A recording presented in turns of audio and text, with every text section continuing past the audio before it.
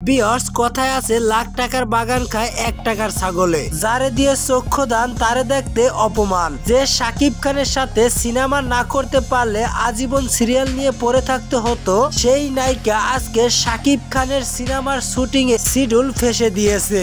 বিয়ার্স মূলত মেগাস্টার শাকিব খান এক সপ্তাহের জন্য বাংলাদেশে এসেছিল তার ব্যবসায়িক কাজে। 26 তারিখ আবার মুম্বাই উড়াল দেওয়ার কথা ছিল, কিন্তু বাদ সাধলো ইদিকা পল। সে ইতিমধ্যে নাকি বরবাদ সিনেমার শুটিং চলাকালীন সিরিয়ালের শিডিউল দিয়ে দিয়েছে। এরপরে মেগাস্টার শাকিব খানের 28 তারিখ মুম্বাই যাওয়ার প্ল্যান, কিন্তু 28 তারিখও শাকিব খান মুম্বাই যেতে পারলো না ইদিকা পালের শিডিউলের কারণে। এরপর আবার 2 তারিখ নতুন ডেট ফিক্সড হলো। ওই দিন সব প্রস্তুতি শেষ। এমন সময় ইদিকা পাল ফোন দিয়ে বলেন তাকে নাকি তার সিরিয়াল টিম ছাড়বে না।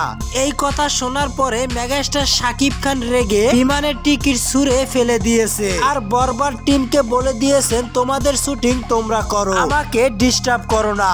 ওই ম্যাডাম যদি কোনোদিন শিডিউল দেয় তাহলে আমাকে ডেকো। ভিউয়ার্স এ বিষয়ে নির্ভরযোগ্য সূত্র বলেন ইদিকা মূলত সিরিয়ালের জন্য শিডিউল দিলেও খাদানের প্রচারের জন্য সিরিয়ালের শুটিং এ যোগ দিতে পারেননি। এখন সিরিয়ালের টিম তাকে ছাড়বে না। সেই সূত্র বলেন আরো 15 দিনের মধ্যে শিডিউল দিতে পারবে না ইদিকা পল, কারণ সিরিয়ালের পাশাপাশি আরো কয়েকটি বিজ্ঞাপনের শিডিউলও দিয়ে রেখেছেন। এখন সেই সমস্ত সিরিয়াল এবং বিজ্ঞাপন টিম তাকে ছাড়বে না কাজ হওয়া না পর্যন্ত। ভিউয়ার্স ইদিকা পালের মতো সিগারেটের নায়িকা আজকে শাকিব খানের শুটিং ফেঁসে দিয়েছে। ভিউয়ার্স সত্যি কথা বলতে কাক যতই ময়ূরের পর লাগাক না কেন, উনি যে বংশগত কাক তার ব্যবহারই বোঝা যাবে।